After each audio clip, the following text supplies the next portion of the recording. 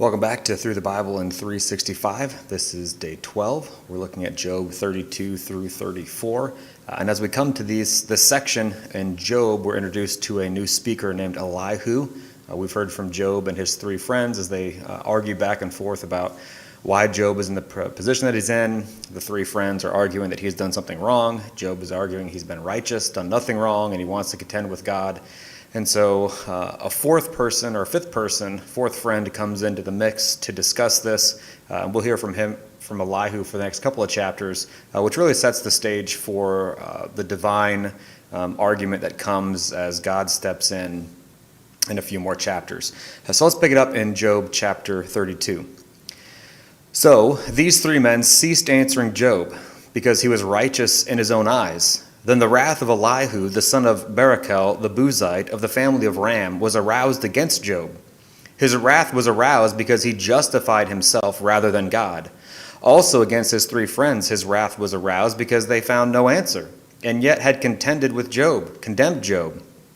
Now because they were years older than he, Elihu had waited to speak to Job. When Elihu saw there was no answer in the mouth of these three men, his wrath was aroused. So Elihu, the son of Barachel the Buzite, answered and said, I am young in years, and you are very old. Therefore I was afraid, and dared not declare my opinion to you. I said age should speak, and multitude of years should teach wisdom. But there is a spirit in a man, and the breath of the Almighty gives him understanding. Great men are not always wise, nor do the aged always understand justice. Therefore I say, listen to me. I also will declare my opinion. Indeed, I waited for your words. I listened to your reasonings while you searched out what to say. I paid close attention to you. And surely not one of you convinced Job or answered his words, lest you say, we have found wisdom. God will vanquish him, not man. Now he has not directed his words against me, so I will not answer him with your words. They are dismayed and answer no more. Words escape them.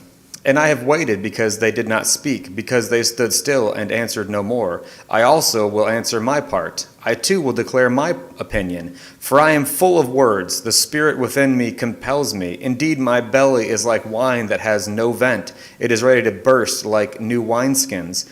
I will speak that I may find relief. I must open my lips to answer. Let me not, I pray, show partiality to anyone, nor let me flatter any man. For I do not know how to flatter, else my Maker would soon take me away. Chapter 33.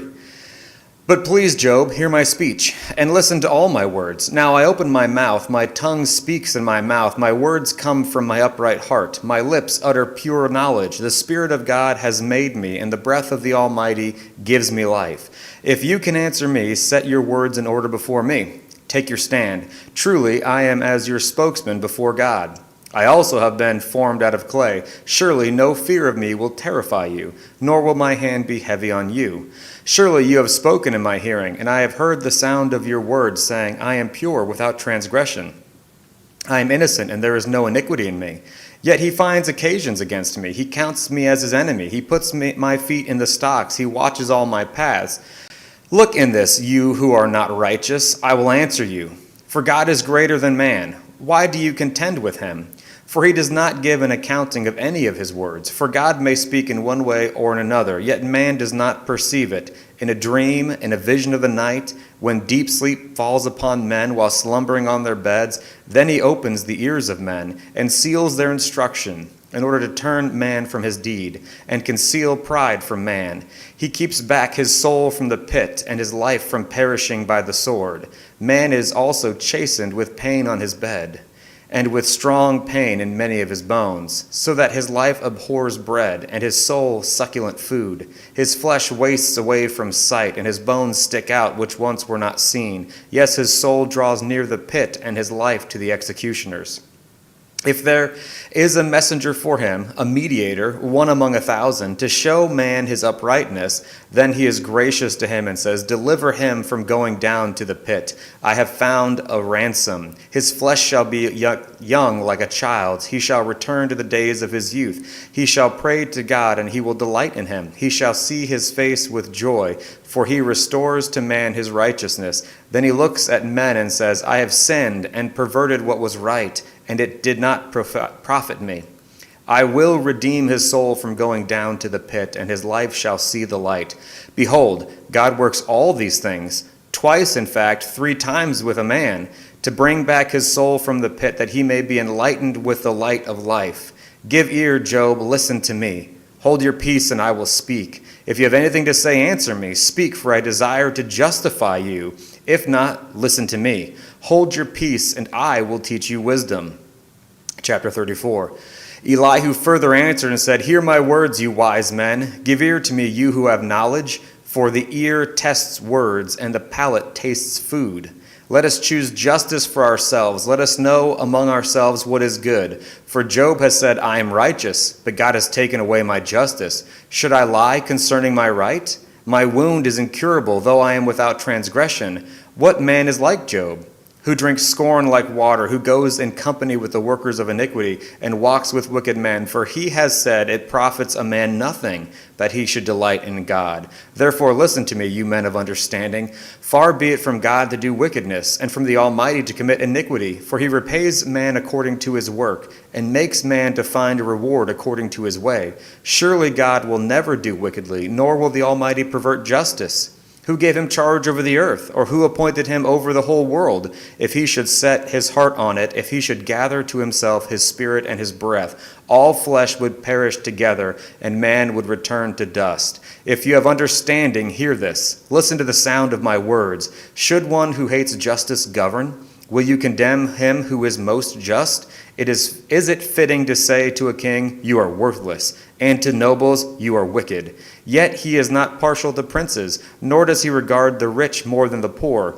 For they are all the work of his hands. In a moment they die. In the middle of the night, the people are shaken and pass away. The mighty are taken away without a hand. For his eyes are on the ways of man, and he sees all his steps. There is no darkness nor shadow of death where the worker of iniquity may hide themselves. For he need not further consider a man, that he should go before God in judgment. He breaks in pieces mighty men without inquiry, and sets others in their place. Therefore he knows their works. He overthrows them in the night, and they are crushed. He strikes them as wicked men in the open sight of others, because they turned back from him and would not consider any of his ways, so that they cause the cry of the poor to come to him, for he hears the cry of the afflicted. When he gives quietness, who then can make trouble? And when he hides his face, who then can see him?